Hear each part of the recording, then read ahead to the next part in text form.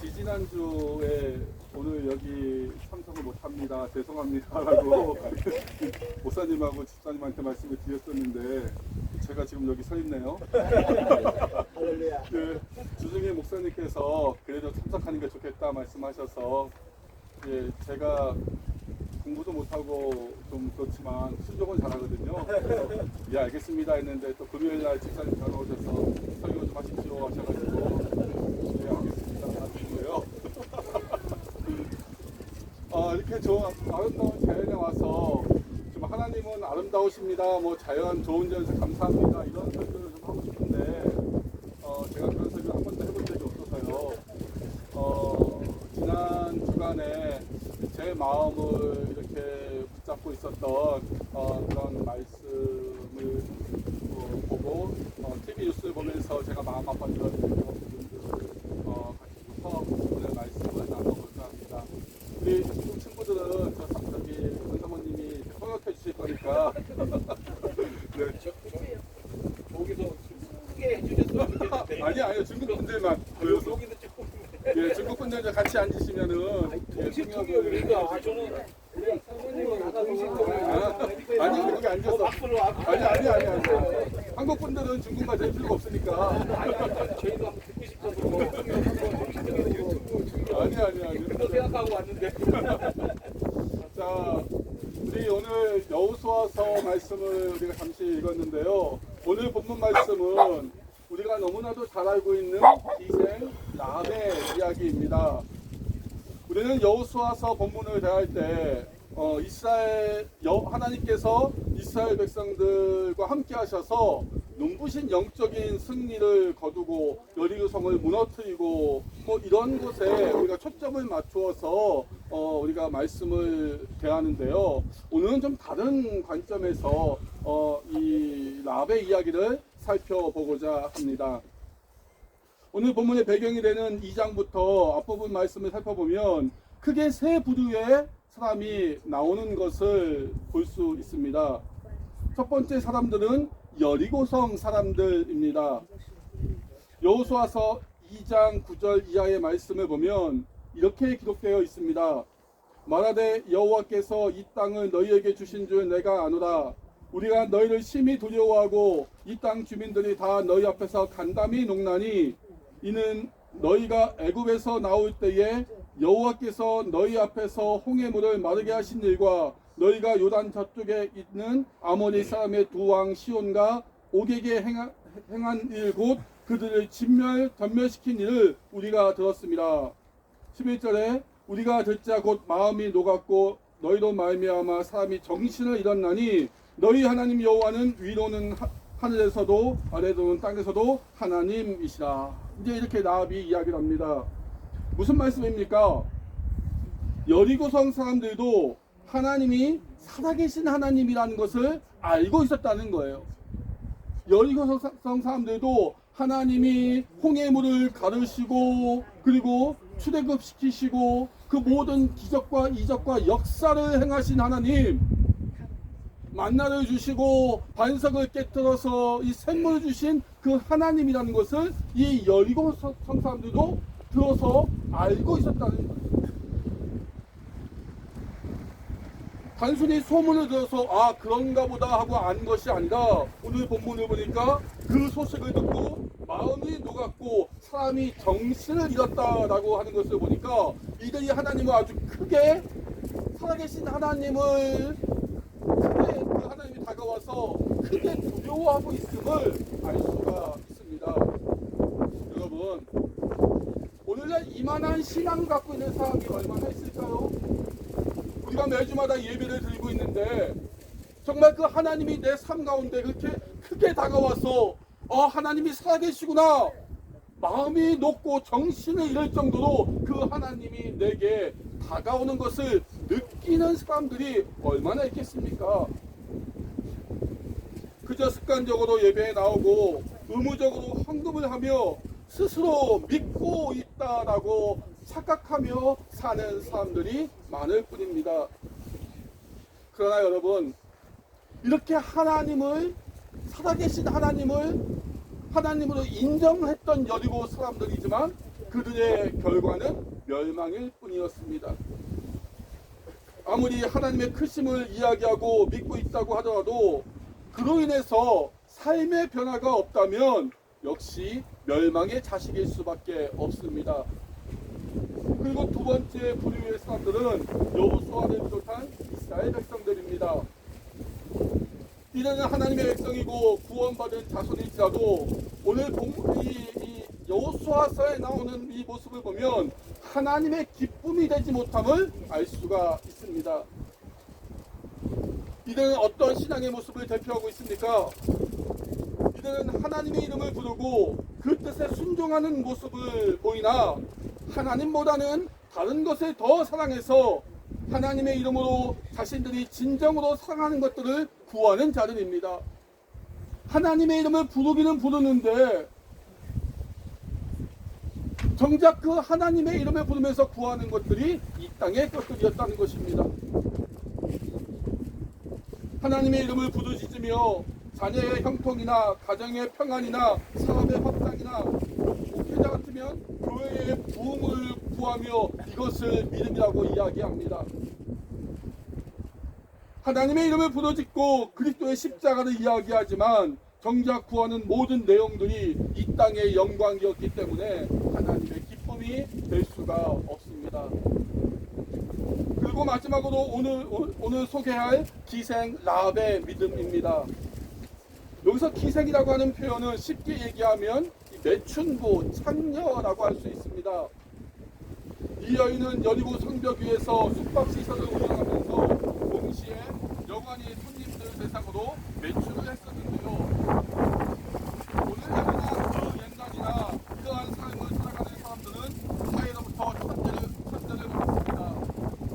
그런데 이러한 매춘부이며 이방 여자 이 라합, 더구나 여자는 사람의 숫자에도 치지 않던 그 옛날, 이제 곧 심판받아 멸망당할 성의 한 이방 여인 라합이 이름을 성경은 이야기했는데 이 성령으로 감동된 성경에서 라합의 믿음을 어느 정도까지 지금 이야기하고 있냐면 히브리서 11장에 보면 믿음의 이야기를 쭉 합니다. 믿음으로 아브라함은 어떻고 이삭은 어떻고 하면서 이 믿음으로 살았던 이 믿음의 선진들의 이야기를 히브리서 11장에서 소개하고 있는데요. 거기에는 아브라함도 있고 이삭도 있고 야곱도 있고 그 다음에 요셉이 등장하고 마지막으로 모세가 등장합니다. 그러고 나서 한 얘기가 무엇이냐면 32절에 보면 이런 믿음의 용사들을 다 열거하려면 시간이 부족할 것이므로 그만두겠다라고 이야기합니다. 심지어 시간이 없어서 소개하지 못하겠다라고 하는 그 속에는 다윗의 이름이 들어가 있고 사무엘의 이름이 들어가 있습니다. 시간이 없어 다윗과 사무엘의 믿음에 대해서 내가 소개할 수 없다라고 이야기하면서 31절에 누구의 믿음을 마지막으로 소개하냐면 바로 이 라합의 믿음을 이야기합니다. 기생 라합이 믿음으로 평안히 정탐꾼을 영접하여 구원받았다는 이야기를 그 마지막에 할애하고 있는 거예요. 다윗의 믿음을 소개할 시간도 없고 사무엘의 믿음을 소개할 시간도 없지만 마지막으로 라합의 믿음만큼은 반드시 이야기하겠다는 이야기입니다. 왜 창녀는 이렇게 성경을 통해 기름을 받고 높임을 받게 되었을까요? 오늘 이 창녀는 오늘 이 기생 라합의 이 한 일이라고는 여러분 성경을 읽어보시면 아시겠지만 여리고 성을 점령하기 전에 이스라엘이 2명의 정탐꾼을 보냈을 때에 자기 집에 숨겨주고 그리고 무사히 돌려보낸 것뿐이 없습니다. 자, 여리고와 이스라엘이 이제 전쟁을 하는데 여리고 백성이었던 이 라합이 적군의 정탐꾼을 숨겨주고 그리고 무사히 돌려보냅니다. 오늘날 얘기하면 이런 사람들은 뭐라고 얘기합니까? 매국노죠. 그렇지 않습니까? 지금 나라가 지금 멸망의 위기에 처해 있어서 있는 상황에서 적군의 스파이를 숨겨주고 매국노 아니겠습니까? 오늘날 일부 한국교회의 모습처럼 나라 사랑을 하나님 사랑과 동급으로 보는 사람들의 눈에는 있을 수 없는 이야기입니다. 그렇다면 기생 라합의 믿음은 어떤 믿음이었을까요? 기생 라합의 이야기를 들어보면 라합은 여관을 운영하면서 이스라엘 백성들에 대한 소문을 들었습니다. 출애굽했던 이야기, 홍해가 갈라졌던 이야기를 다 들었습니다. 그리고 앞서 말씀드린 것처럼 이 이야기는 라합뿐만 아니라 여리고성의 모든 백성들도 다 들었어요. 그런데 반응이 달랐습니다. 여리고성 사람들의 반응은 무엇이었습니까? 성문을 꼭꼭 걸어 잠그고 두려움에 떨면서 이스라엘과 전쟁을 준비합니다. 근데 기생 라합의 생각은 달랐다는 거예요. 이 전쟁을 이스라엘과 여리고의 전쟁이 아니라 하나님과 여리고의 전쟁으로 봤다는 겁니다.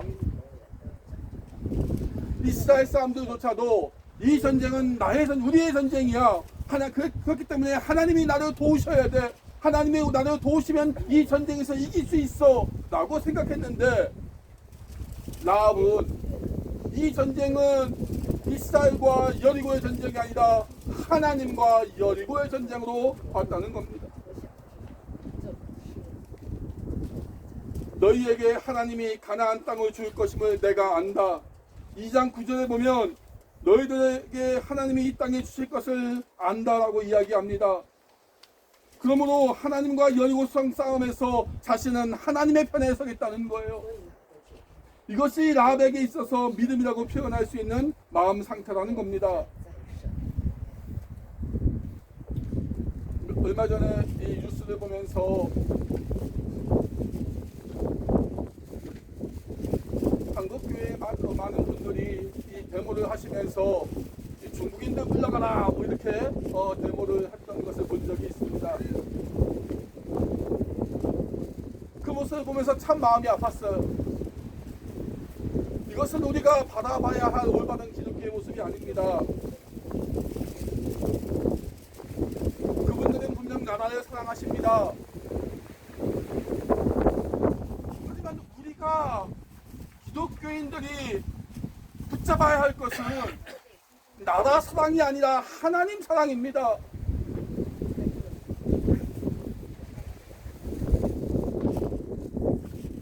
창세기 3장 14절에 뱀이 저주를 받아 살아있는 동안 흙을 먹을지라는 말씀처럼 많은 사람들이 마음의 배를 이 땅에 붙이며 살아가고 있습니다. 시편 기자는 이러한 모습을 119편 70절에서 그들의 마음은 살쪄 기름덩어리 같다라고 말씀하면서 하나님의 이름을 부르지만 정작 그 마음은 세상의 온갖 것으로 기름덩어리처럼 기름져 있음을 말하고 있습니다. 저는 특히 오늘 예배에 참석한 외국인 친구들, 그 중에서도 중국에서 온 친구들에게 말하고 싶은 것이 있습니다.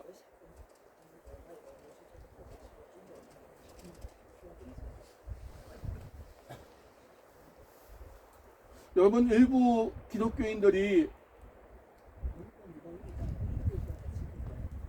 미국 국기나 이스라엘 국기를 흔들며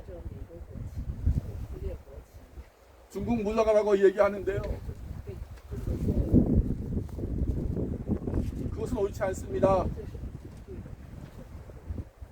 그런 그들의 모습을 볼 때 같은 기독교인으로서 제 얼굴이 뜨끈뜨끈해집니다.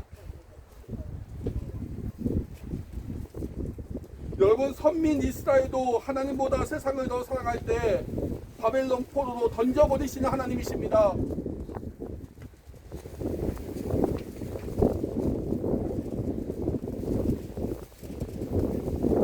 나라를 위한 기도라고 말하면 그것이 무조건 옳은 기도라고 생각하는 것은 잘못된 생각이고 변질된 기독교의 모습입니다.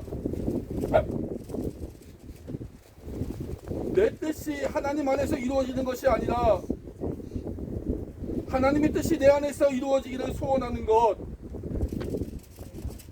이렇게 소원하는 것이 믿음의 기도입니다. 그러면 하나님께서는 라합의 이러한 믿음의 고백을 어떻게 받아들이셨을까요? 매춘부이면서 이방인인 이 더러운 여자가 하나님 편을 들었습니다.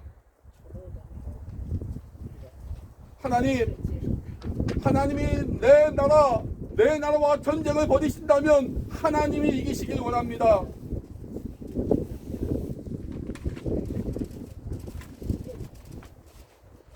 라합의 이러한 선택이, 여러분, 이러한 고백이 쉽게 느껴지십니까? 마음이 찢어지는 아픔이 있을 것입니다.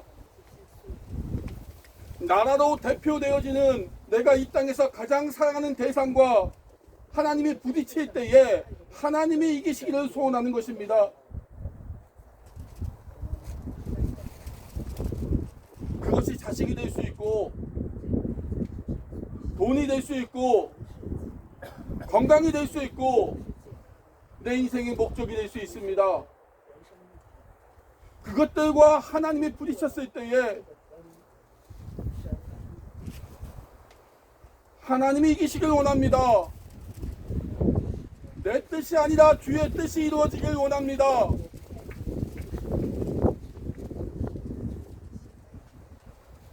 라합의 고백은 이러한 의미입니다. 생각해 봅니다. 여러분, 매춘부 라합의 지혜가 하나님께 도움이 되겠습니까? 그 라합의 능력이 하나님께 도움이 되겠습니까? 라합의 명성이 하나님께 도움이 되겠습니까?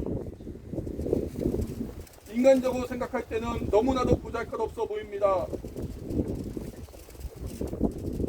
이렇게 보잘것없어 보이는 라합이 하나님께 믿음의 고백을 드립니다. 그러나 오늘 본문을 보니까 오늘날로 말하면 교회가, 그리고 목사가 라합을 진심으로 받아들이지 않습니다. 여호수아가 여리고성을 진멸하기 바로 직전에 기생 라합이라고 이 이름을 부릅니다. 여러분 생각해 보세요. 누군가를 부를 때에 이 한 여인을 부를 때 창녀 라합을 불러내라라고 이야기합니다. 그냥 라합의 이름을 부르지 않고 창녀 라합의 가족을 다 끌어내서 진멸하는데 멸망당하지 않게 하라고 얘기합니다.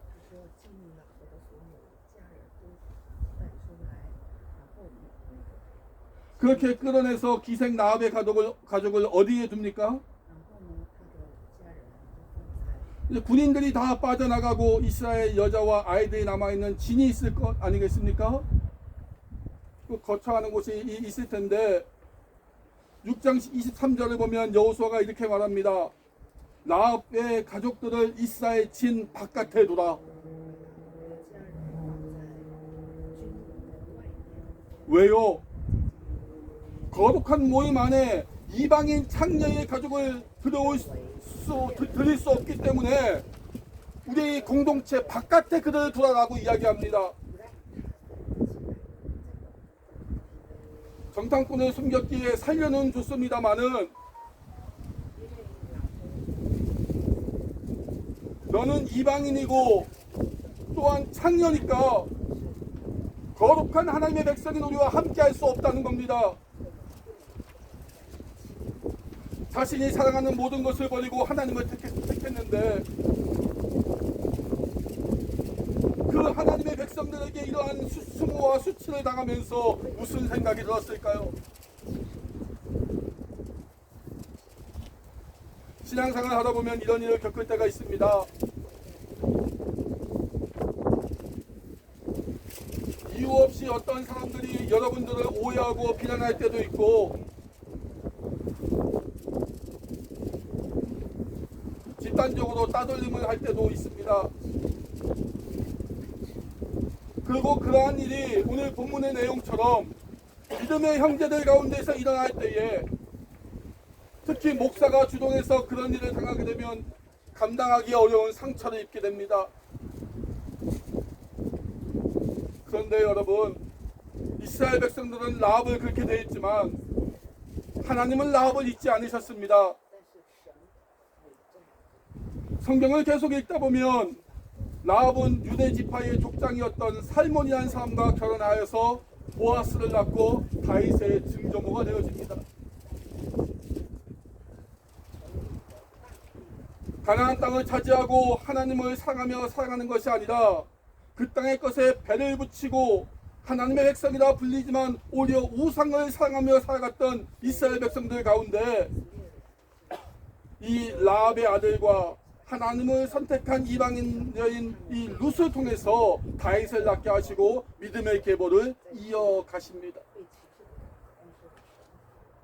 왜 이런 일이 일어났을까요, 여러분? 하나님의 마음이 무엇입니까?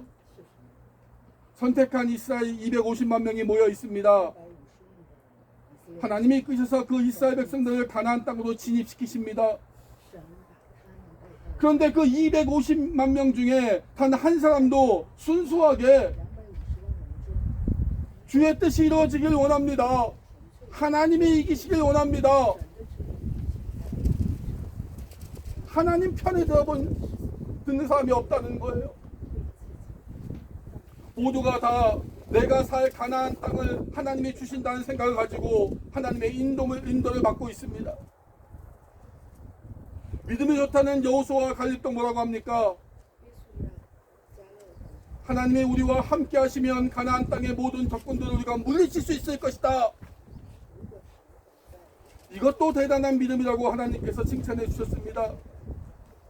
우리에게 땅을 주시기 위해서 하나님이 움직여 가실 것이다. 우리가 이기게 하기 위해서 하나님이 도와주실 것이다. 그러나 아무도 하나님이 이기시길 원합니다. 내가 사랑하는 것과 내가 원하는 것과 하나님 사이에서 하나님이 이기시길 원합니다. 하나님 뜻이 이루어지길 원합니다. 내 뜻이 아니라 내가 원하는 것이 아니라 하나님 뜻이 하나님이 원하는 것이 이루어지길 원합니다. 라고 이 고백한 사람이 없었다는 거예요. 그러나 라합은 이야기합니다. 하나님이 이기시길 원합니다. 내가 사랑하는 내 나라 여리고와 하나님 사이에 전쟁이 있게 되었을 때, 다툼이 있게 되었을 때에 오직 하나님이 이기시길 원합니다. 여호수아와 이스라엘 백성들은 라합과 그 가족들을 진 밖에 창녀의 집이라고 따로 구분해 두었습니다.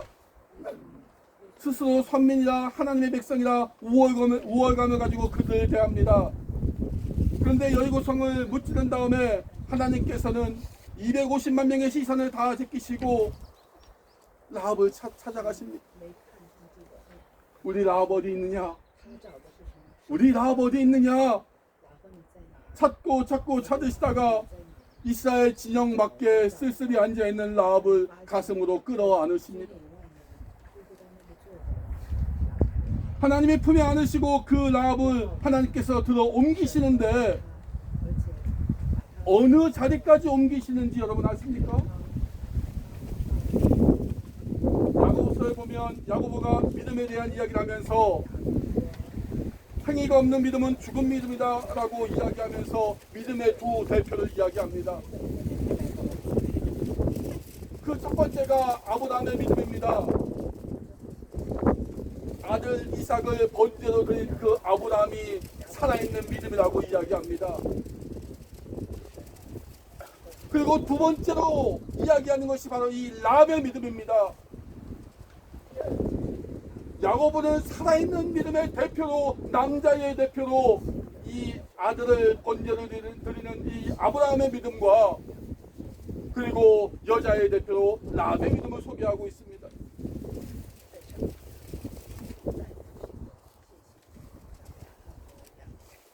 야고보서 2장 25절의 말씀입니다. 여러분, 라합의 믿음이 어떤 믿음이신지 감이 오십니까? 하나님께서 무엇을 지극히 기뻐하시는지 여러분 이제 아시겠습니까? 여러분, 우리는 사랑하는 사람과 사랑하는 대상이 너무 많습니다. 자식을 사랑합니다. 배우자를 사랑합니다. 민족을 사랑합니다. 교회를 사랑합니다. 이웃을 사랑합니다. 그러나 그들 속에 하나님이 관가하실 수 없는 이 죄가 도사리고 있습니다. 눈에 넣어도 아프지 않을 자식일지라도 그 속에 그의 인생을 망치는 죄가 들어있을 수 있다는 거예요.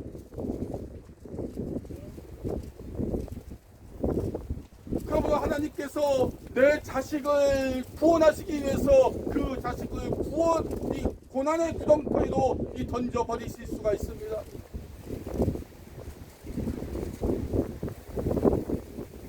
그럴 때 여러분 어떻게 기도하시겠습니까? 하나님 다 필요 없습니다. 내 자식 고생하는 거 나 못 봅니다. 무조건 평안하게 해주세요. 무조건 형통하게 해주세요. 무조건 성공하게 해주세요.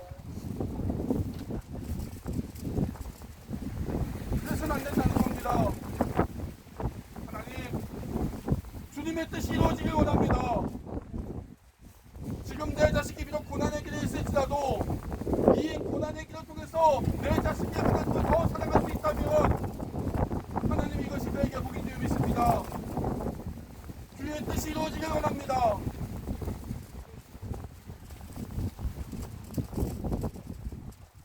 이러한 고백을 드린 라합을 세상의 눈으로 볼 때는 너무나 보잘것없어 보이는 라합이었지만 하나님은 가슴으로 안으시고 보좌에 가장 가까운 자리에 앉혀 놓으셨다는 말씀입니다. 그리고 이러한 믿음의 고백을 한 라합을 하나님께서는 메시아의 계보에 그 이름을 집어넣으십니다. 구겨진 인생입니다. 망가진 인생입니다. 가능성이 보이지 않는 인생입니다. 그러나 나의 뜻이 아니라 하나님의 뜻이 이루어지길 원합니다. 이렇게 고백함으로써 라합은 멸망이 예정되었던 이방인 매춘부의 인상에서 예수 그리스도의 조상이 되어집니다. 아브라함 옆에 어깨를 나란히 견주는 하늘나라의 특권층이 됩니다. 변방에서 살았던 이 매춘부가 하늘 보좌의 이 가장 높은 자리에 서게 되어집니다. 여러분, 라합이 한 것은 아무것도 없습니다. 사랑하는 민족이 있고 민족이 제약 때문에 대치하고 있는 하나님을 보고서 하나님, 내가 이 민족을 사랑하지만 하나님이 이기시길 원합니다. 하나님의 뜻이 이루어지길 원합니다. 저는 하나님 편이 되겠습니다. 누추하고 더러운 이 창녀의 라합이 당신의 편이 되겠다는 말을 듣고 하나님은 아무런 도움도 안 되고 이 더러운 그 라합을 가슴 깊이 당신의 넓은 가슴에 끌어안으시고 보좌에 가장 가까운 곳으로 데려가셨습니다.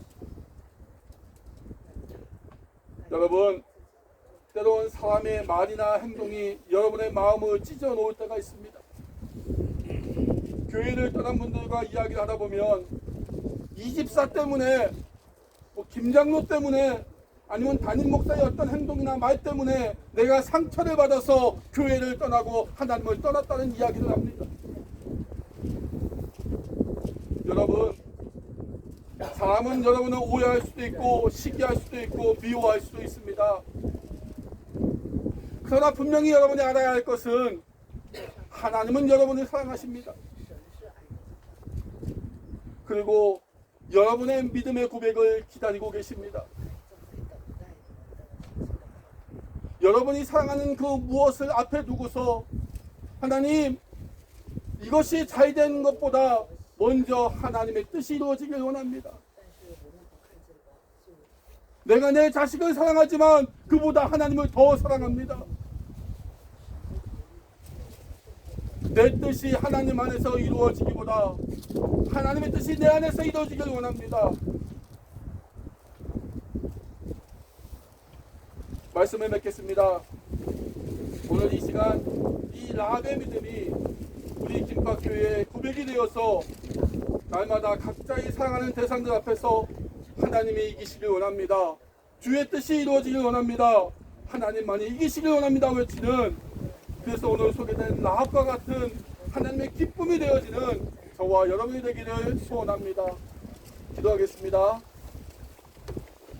하나님 아버지, 감사합니다. 오늘 이렇게 아름답고 귀한 곳에 저희를 인도하여 주셔서 하나님 앞에서 기쁨으로 예배하게 하시니 감사합니다. 하나님, 오늘 이 라합의 고백이 우리 기뻐교회 구성원들과 저의 고백이 되게 하여 주시옵소서.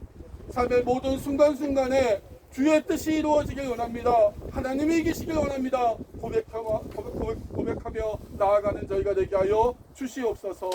예수님의 이름으로 감사하며 기도드렸습니다.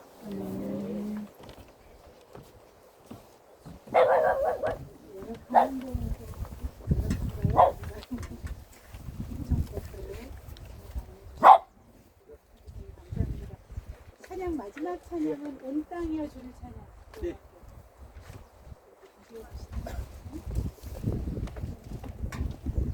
찬양했던 수고 있죠?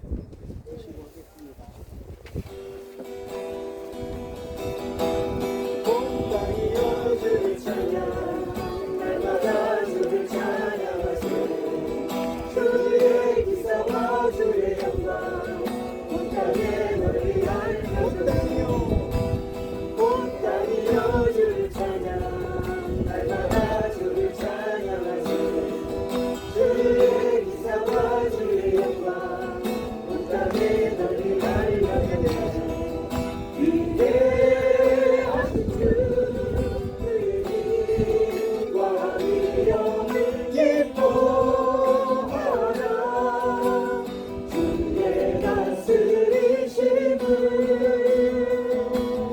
온 땅이여 주를 찬양 날마다 주를 찬양하세 주의 기사와 주의 영광 온 땅에 널리 알려주네 여기서 보면